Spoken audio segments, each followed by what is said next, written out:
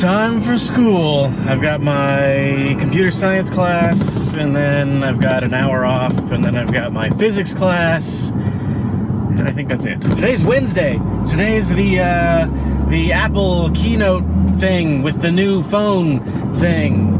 I think that starts in half an hour. I wonder if I can get away with watching that in class. I just get really excited about new iPhones, okay? Parking on campus is a nightmare. There's so many cars driving around like hawks, vultures, looking for a scavenge, looking for a parking spot to open up. This is so stupid. I've been driving around for like 25 minutes and I haven't found an open parking spot. My class is in 6 minutes. It's so dumb. So dumb. What do they expect the students to do? I don't understand.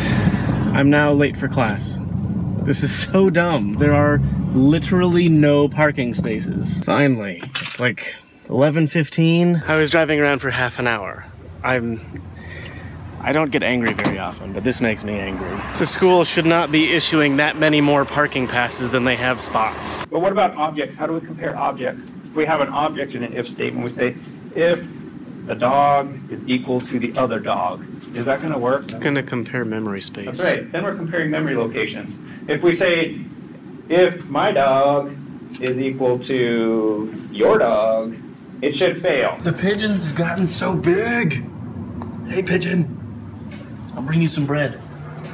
They're ready for harvest. That guy's a loner. We just came to market on front. I got myself a sandwich.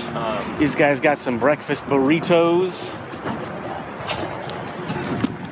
It's a burrito bag. A burrito bag. By the time you guys see this video, this is gonna be old news, but like, that clerk in Kentucky, I don't remember her name, she was put in jail for not doing her job, not issuing marriage licenses to people that wanted to get married. But just today she was released, and a bunch of her supporters had this big rally outside of the jail, I guess, where she came out. And I cannot believe that there are people who are holding her up as some kind of patriot for doing what she did. She has a government job, so she doesn't just get to make up the laws, she has to just enforce the laws that are there. And if she has some sort of moral crisis in doing that, she just needs to find herself another job. It's fine that she feels the way that she does,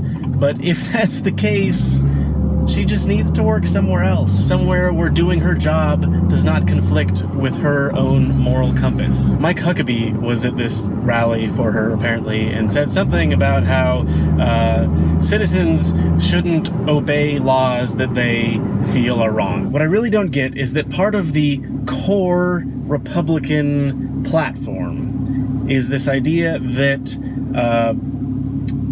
we need less government, we need less oversight, less of a nanny state telling us how to live our lives and spend our money and all that.